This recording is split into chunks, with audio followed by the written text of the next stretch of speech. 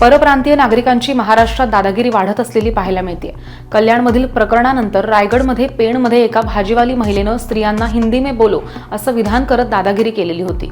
आता पनवेल रेल्वे स्थानक परिसरामध्ये सुद्धा असाच काही परप्रांतीय दाम्पत्याचा दादागिरी केल्याचा प्रकार समोर आलाय।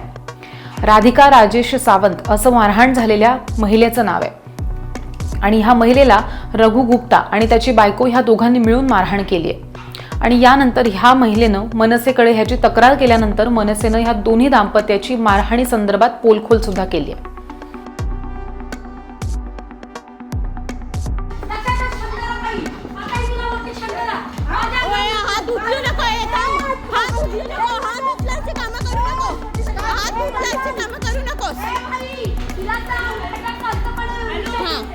शांतपणे मारामारी करते आधीपासून।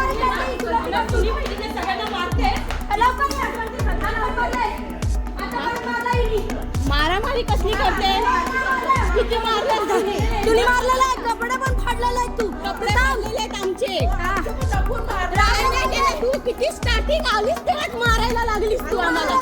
आम्ही काहीच नाही केलं, आमचा देव आमच्या पाठी कळेल आम्हाला। हे बोलव त्यांना, बोलव पोलिसांना।